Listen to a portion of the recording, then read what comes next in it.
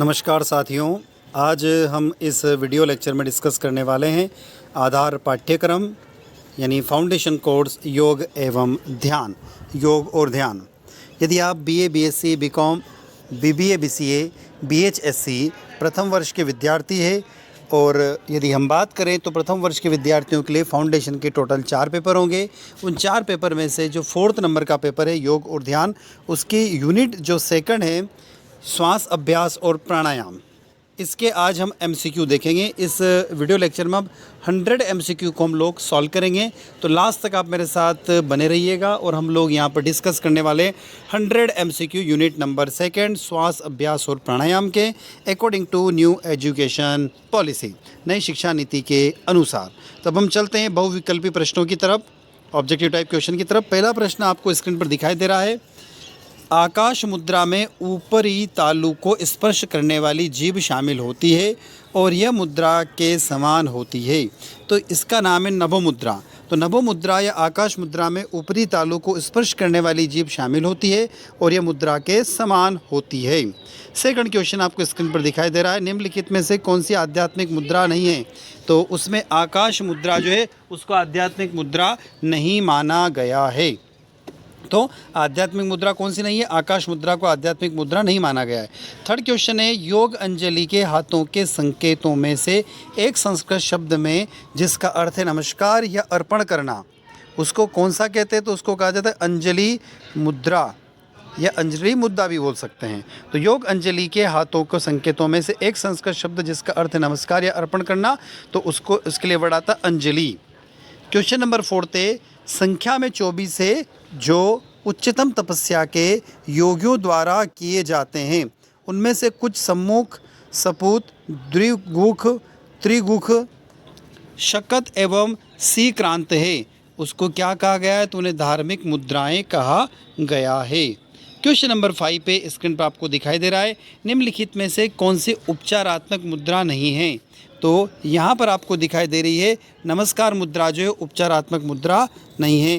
Question number 6 में आपको दिखाई दे रहा है कि सर्वोत्तम आत्मा को आत्मा की मुद्रा के रूप में जाना जाता है, तो ब्रह्म मुद्रा को क्या कहा जाता है? ब्रह्म मुद्रा को सर्वोत्तम आत्मा की मुद्रा के रूप में जाना जाता है।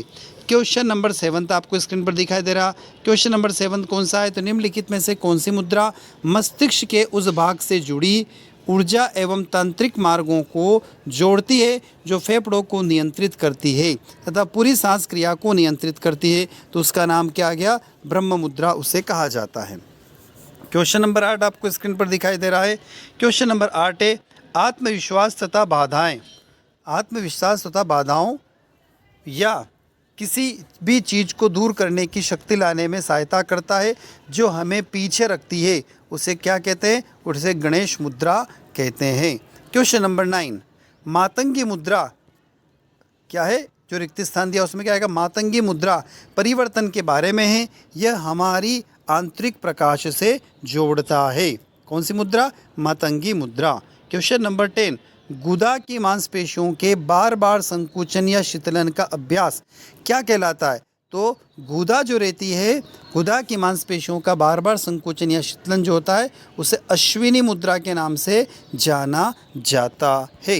क्वेश्चन नंबर 11, मुख से की जाने वाली मुद्रा कहलाती है, तो मुख से आपको स्पष्ट समझ में आ रहा है, मुख से मुख मुद्रा कहलाती है।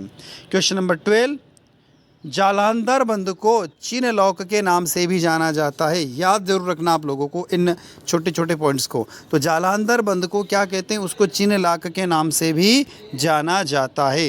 क्वेश्चन नंबर 13 में आपको दिखा रहा है, योग में प्रयुक्त एक प्रतीकात्मक संकेत है, तो योग में प्रयुक्त एक प्रतीकात्मक संकेत है उसको क्या कहते हैं? तो उसको मुद्रा कहते हैं। क्वेश्चन नंबर 14, नमस्कार मुद्रा का प्रयोग प्रार्थना करने में, एकाग्रता के लिए, किसी को सम्मान देने के लिए या किसी का अभिवादन करने के लिए। हम किसी का अभिवादन करते, सम्मान करते तो हम क्या करते हैं? उससे नमस्कार करते हैं। तो नमस्कार किसको किया जाता है? तो आप प्रार्थना कर रहे हो, एकाग्र चित्त रह रहे हो, किसी का सम्मान कर रहे हो, किसी का अभिवादन कर रहे हो, तो उसके लिए कौन सी मुद्रा आती है? नमस्कार मुद्रा का प्रयोग किया जाता है।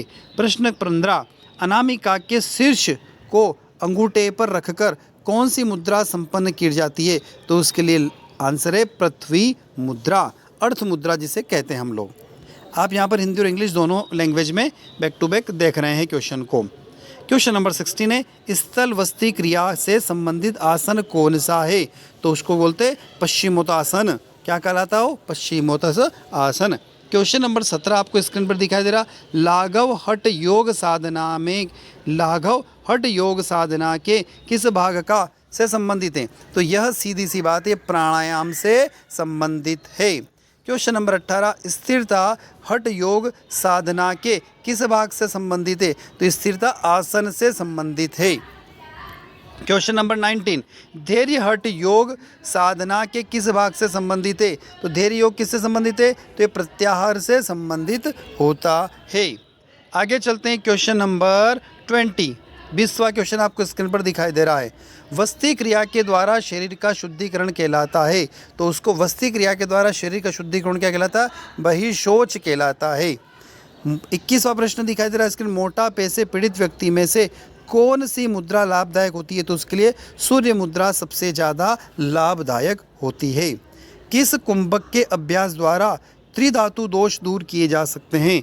तो आपने जानते हो भस्त्रिका प्राणायाम के जरिए आप क्या कर सकते हो? त्रिधातु दोष को दूर कर सकते हैं। क्वेश्चन नंबर 23, किस कुंभक के नियमित अभ्यास से अम्ल पित्त का निदान होता है? तो आप हम लोगों ने शीतली के बारे में पढ़ा था, शीतली प्राणायाम। तो इसका आंसर क्या हो गया? शीतली प्राणायाम आ जाएगा। क्वेश्चन नंबर 24, अवसाद कब्ज निम्न रक्तचाप वाले लोगों को बचना चाहिए, तो उनको काकी मुद्रा से बचना चाहिए। क्वेश्चन नंबर 25 की तरफ हम चल रहे हैं। अब क्वेश्चन नंबर 25 आपको स्क्रीन पर दिखाई दे रहा, एकाग्रता में वृद्धि करता है तथा अनिद्रा को रोकता है। तो एकाग्रता में वृद्धि करता है और अनिद्रा को रोकने के लिए कौन सी मुद्रा प्रयोग में की जाती है? ध्यान रखना, विद्यार्थियों के लिए सबसे अच्छी मुद्रा कौन सी मानी गई है? तो एक और इसमें प्रश्न जुड़ सकता है 25वें में, भूचरी मुद्रा विद्यार्थियों के लिए सबसे अच्छी मुद्रा मानी गई है। क्वेश्चन नंबर 26, निम्नलिखित में से कौन सी मुद्रा विशुद्धि चक्र को प्रभावित करती है, थायराइड ग्रंथि को सक्रिय करती है और नाड़ियों को संतुलित करती है?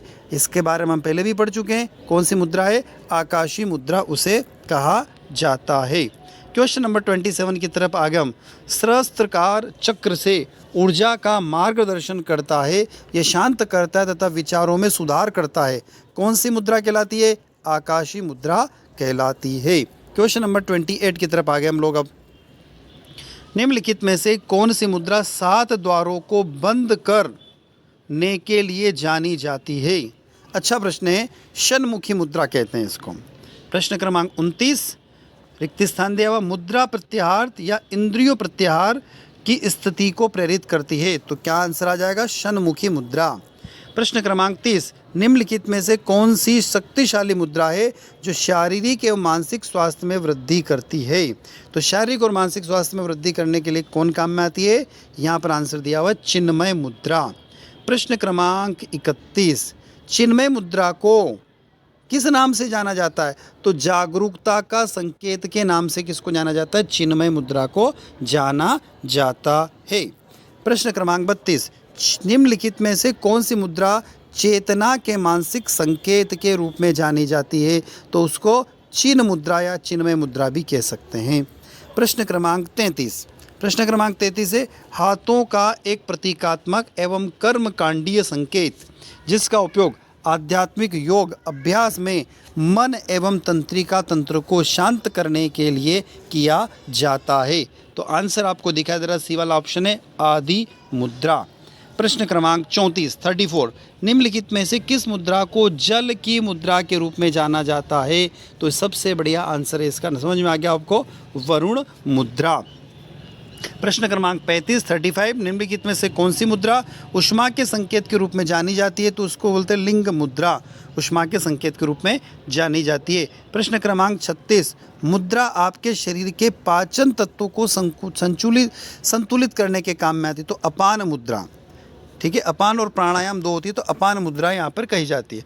प्रश्न क्रमांक 37, कौन सी मुद्रा शुद्धिकरण मुद्रा के रूप में जानी जाती है? तो अपान मुद्रा को शुद्धिकरण मुद्रा के रूप में भी जान सकते हैं। क्वेश्चन नंबर 38, कौन सी मुद्रा आपको ज्ञानोदय की ओर ले जाने में सहायक होती है? तो कौन सी है? ध्यान मुद्रा।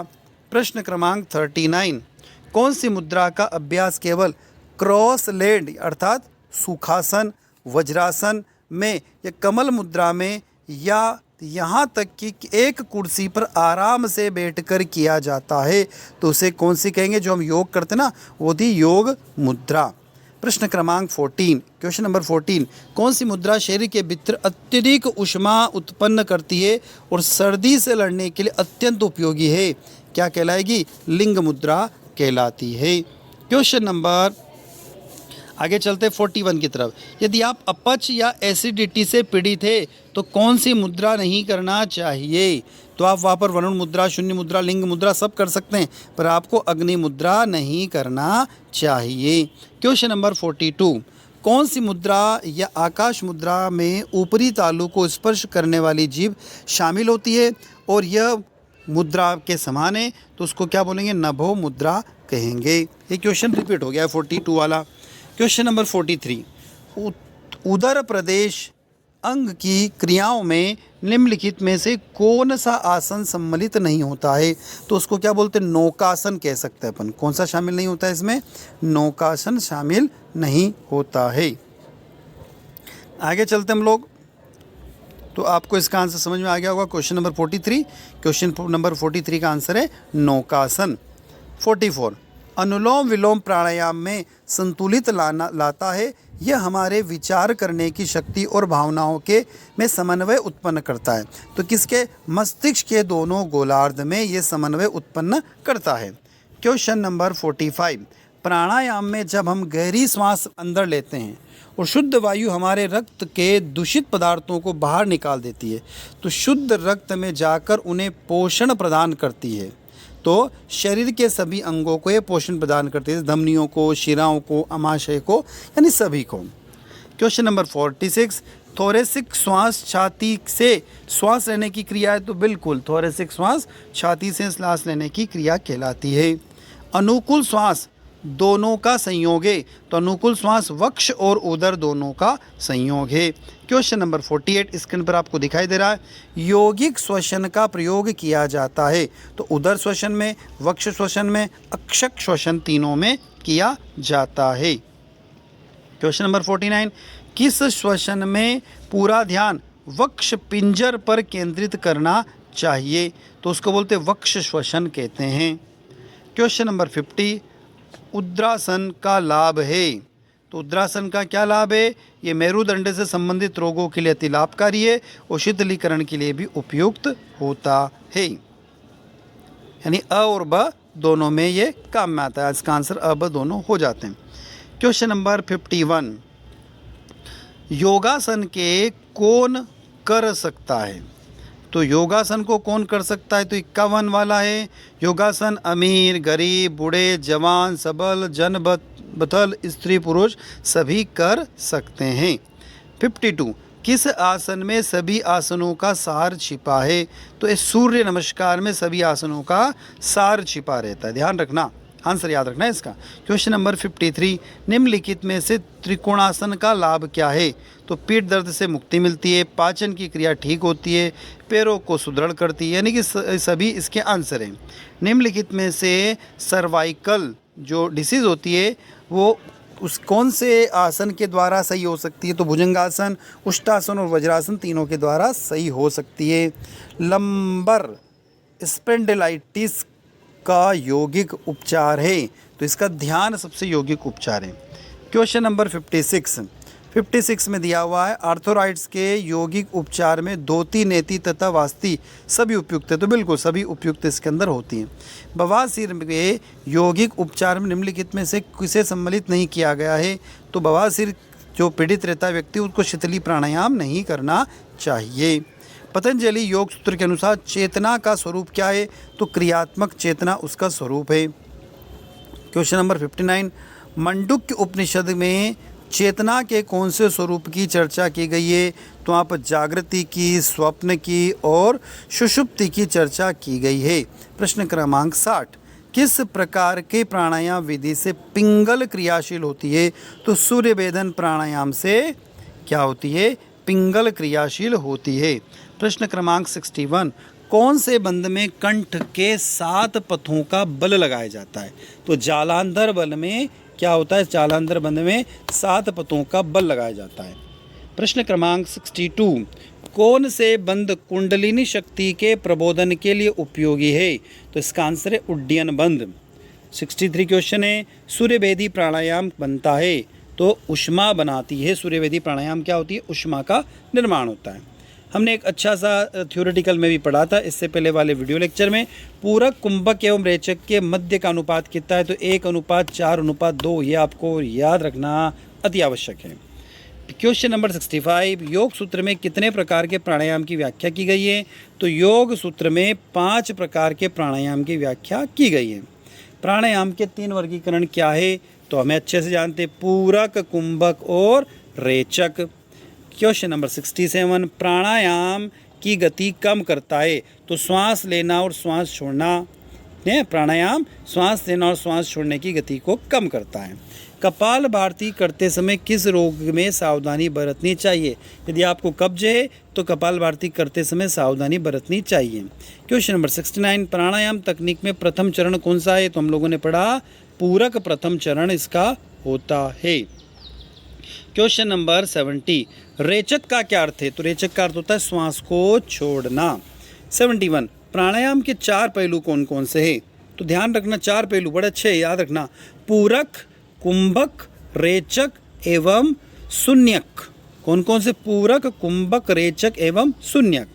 क्वेश्चन नंबर 72, आप कैसा अनुभव कर रहे हैं कि प्राणायाम में रेचक पूरा हो गया? मतलब आपके श्वास छोड़ने की प्रक्रिया पूरी हो गई। तो पेट फैलना। प्राणायाम के लाभ क्या है? तो सभी लाभ है जो आप लिख सकते हो। तनाव कम करता है, एकाग्रता में सुधार करता है और तनाव से बचाता है। क्वेश्चन नंबर 74, प्राणायाम का अभ्यास करने से बेहतर होता है। बेहतर समय क्या है प्राणायाम अभ्यास का? तो सुबह का, मॉर्निंग का टाइम, जो प्रातःकाल का सबसे बेटर टाइम माना गया है। श्वास रोक कर रखना संस्कृत में क्या कहलाता है? तो यदि आप बॉडी के अंदर आपने सांस ली नाक से और आपने शरीर के अंदर रोक के रख रखी तो उसे बोलते हैं कुंभक। क्वेश्चन नंबर 76, प्राणायाम का प्रवेश द्वार धारणा। चौथे प्रकार के प्राणायाम को क्या कहा जाता है? निर्बीजा कहा जाता है। क्वेश्चन नंबर 78, प्राणायाम का अभ्यास करने की सलाह दी जाती है किसमें? आसन में पूर्णता के बाद दी जाती है। 79, आयाम शब्द का अर्थ है विनिमय, विनिमन। 80 प्रश्न, अष्टांग योग का चौथा चरण प्राणायाम। 81, निम्नलिखित में से कौन सी मुद्रा बुद्धि की मुद्रा उनके पहले उपदेश में दर्शाई गई है? तो उसको बोलते धर्म चक्र मुद्रा। विपरीत करणी मुद्रा का क्या अर्थ है? तो 82 का आंसर है अपने सिर के बल खड़े हो जाना। इसको क्या बोलते? विपरीतीकरण मुद्रा कहते हैं। 83 प्रश्न, शवासन एक मुद्रा का अर्थ है फर्श पर सीधे लेट जाना। शवासन का मतलब है फर्श पर सीधे लेट जाना। क्वेश्चन नंबर 84, यह समझना चाहिए कि महामुद्रा अभ्यास करने की सही विधि बाएं पैर के पहले मोड़कर और फिर दाएं पैर को मोड़ना। तो इसमें हम लोगों ने 84 का जो आंसर बीच में रिक्त स्थान दिया क्या आ जाएगा? महामुद्रा। महामुद्रा तो आंसर यहाँ पे आ जाएगा, बीच में जो रिक्त स्थान दिया उसमें मानसिक अवसाद को समाप्त करती है क्योंकि यह ऊर्जा रुकावटों को दूर करती है जो समस्या का मूल कारण होती है। क्वेश्चन नंबर 86, जिसके अभ्यास से भोजन एवं प्राण दोनों की मुद्रा पाचन तथा आत्मसात को उत्तेजित किया जाता है उसे क्या कहते? तो उसे महामुद्रा के नाम से जाना जाता है। उड्डयन बंध है उदर प्रत्यावर्तन लौक के नाम से जाना जाता है। महाबंध में शक्ति धड़ में अवरोधित होती है। 89 प्रश्न क्या है? लिंग मुद्रा में दोनों हाथों की उंगलियों को क्रॉस करें और अंगूठे को अंदर की तरफ बिल्कुल सीधा करें तो ऐसी मुद्रा को किस नाम से जाना जाता है? लिंग मुद्रा। प्रश्न क्रमांक 90 प्रश्न, निम्नलिखित में से किस मुद्रा में तर्जनी को अंगूठे से विरोध किया जाता है, बाकी की उंगलियों को सीधा रखा जाता है? तो अच्छे से आप लोग जानते हैं इसका आंसर है ज्ञान मुद्रा। रेचक को किसके तुल्य माना गया है? तो ब्रह्मा विष्णु महेश में थे महेश के तुल्य माना गया है। षट योग किसकी पारंपरिक विविधता है? तो हठ योग की। प्राणायाम का अर्थ निम्नलिखित में से कौन सा है? तो प्राण का आयाम।